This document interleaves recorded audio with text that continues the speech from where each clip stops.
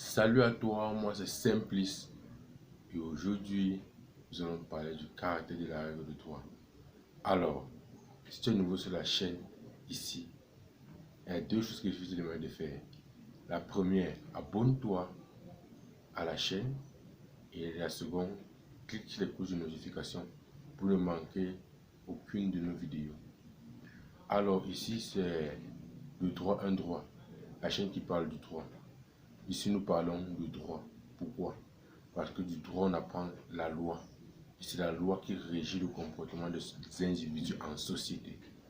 Alors, aujourd'hui, nous allons voir les caractères de la règle de droit.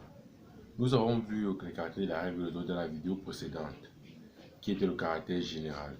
Aujourd'hui, nous allons voir le caractère obligatoire de la règle de droit. C'est quoi le caractère obligatoire de la règle de droit? Nous savons que la loi est obligatoire.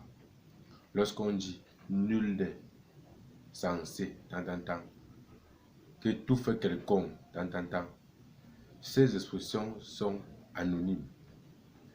Elles s'appliquent et elle est obligatoire. Elle est obligée d'être appliquée pour que les individus en société puissent les respecter. Alors, il y a deux types de règles à ce propos. Il y a les règles supplétives et les règles impératives. La règle supplétive est lorsque, si un individu écarte, n'est-ce pas, écarte une règle de droit, ça veut dire qu'il doit prendre celle qui suit. Ou alors, s'il ne la prend pas, c'est la règle de droit par défaut qui lui sera applicable. Je sais que l'explication sera un peu dure, mais prenons un exemple. L'exemple dans le mariage. Lorsque un homme et une femme se marient, si vous ne dites pas séparation de biens, vous ne dites rien par rapport à vos biens, alors la loi par défaut qui s'applique serait le bien commun. Ça veut dire que lorsque vous vous mariez avec vos conjoints, ça serait les biens communs. Ça ne serait pas bien séparé parce que vous n'êtes pas spécifié. Ça, c'est un exemple d'une règle de droit supplétif. A contrario, une règle de droit impératif est cette loi-là qui s'applique obligatoirement sans choix.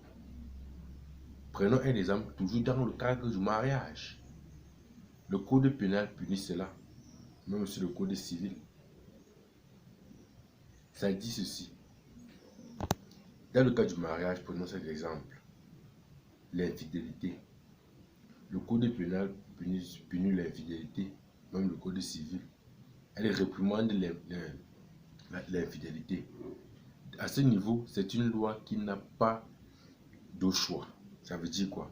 Elle est la seule loi applicable. Dans un couple, s'il y a infidélité, la loi applicable va être appliquée. Or, lorsqu'on fait le mariage, lorsqu'on se marie, il y a la communauté de biens ou les biens séparés. C'est à vous de choisir.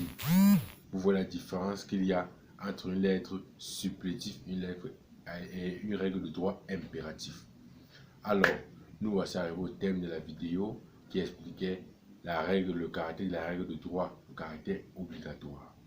Alors, si celle-ci t'a plu, n'oublie pas de liker et de partager aussi pour que tous tes amis et ton environnement connaissent les caractères de la règle de droit. Alors, si tu as des doutes, mets-les en commentaire et toi et moi, on va en discuter. Et merci, au revoir.